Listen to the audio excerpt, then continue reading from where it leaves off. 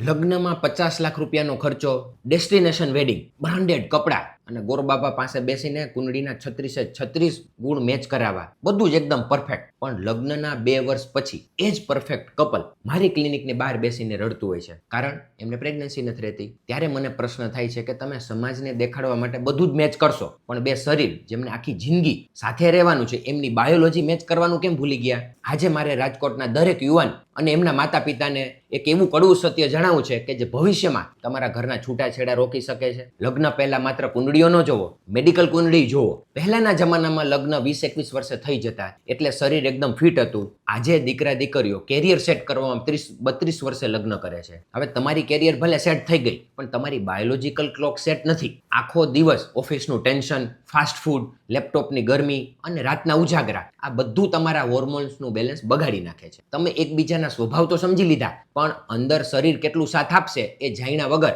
7 ફેરા લેવા એક મોટું રિસ્ક છે. લગ્ન નક્કી કરતા પહેલા છોકરા અને છોકરીએ આ 3 મેડિકલ ટેસ્ટ ફરજિયાત કરાવવા જોઈએ. પહેલું છે દીકરી માટે AMH એટલે કે એન્ટી મુલેરિયન હોર્મોનનો ટેસ્ટ. આ એક સાદો બ્લડ રિપોર્ટ છે જે જણાવે છે કે સ્ત્રીના અંડાશયમાં સ્ત્રીબીજનો કેટલો સ્ટોક બચ્યો છે. જો 30 વર્ષે પણ AMH એકદમ ઓછું આવે તો એનો મતલબ એમ કે લગ્ન પછી પ્રેગ્નન્સી રાખવામાં મોડું નહીં કરતા. બીજો છે દીકરા માટે સ્વિમેન એનાલિસિસ, શુક્રાણુની તપાસ. આમાં પુરુષનો સૌથી મોટો ઈગો આડો આવી જાય કે ભાઈ હું તો એકદમ ફિટ છું, મારે શું રિપોર્ટની જરૂર છે? સાંભળો ભાઈ, જીમમાં જવા વાળું તમારું 6 પેક બોડી એ કંઈ તમારી શારીરિક ક્ષમતા બતાવે છે, ફર્ટિલિટી નહીં. 40% કેસમાં દેખાવે ફિટ પુરુષનો સ્પર્મ કાઉન્ટ 0 હોય છે. લગ્ન પછી પત્ની પર આક્ષેપો નાખવા કરતા પહેલા તમારો પણ રિપોર્ટ કરાવો. ત્રીજો છે થેલેસેમિયાનો ટેસ્ટ. અહીંયા સૌથી મોટો ખેલ થાય. જો દીકરો અને દીકરી બંને થેલેસેમિયા માઇનર હશે તો એમનું આવનારું બાળક 50% કેસમાં થેલેસેમિયા મેજર જન્મી શકે છે, જે બાળકને આખી જિંદગી દર મહિને લોહી ચડાવવું પડે. અને આ એક જીનેટિક ટેસ્ટ એવી છે જે તમારી સાચી કુંડળી છે. હવે ઘણાને એવો ડર લાગશે કે સાહેબ જો રિપોર્ટ ખરાબ આવ્યો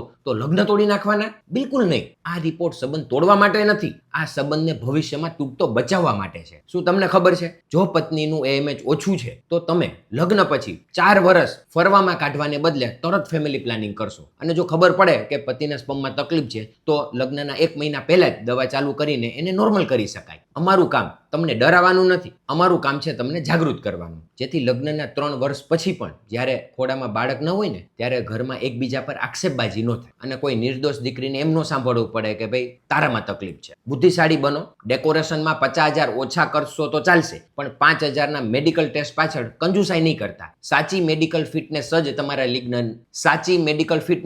તમારા લગ્ન જીવનને સુખી બનાવશે. જો આ વાત સાચી લાગી હોય તો આ વિડીયો દરેક એવા પરિવારને શેર કરો જેના ઘરમાં અત્યારે કોઈને લગ્નની વાત ચાલી રહી હોય. હું છું ડોક્ટર સુધીર રાખોલિયા. ખોટા ભ્રમમાં જીવવા કરતા સાચા રિપોર્ટ પર ભરોસો કરો.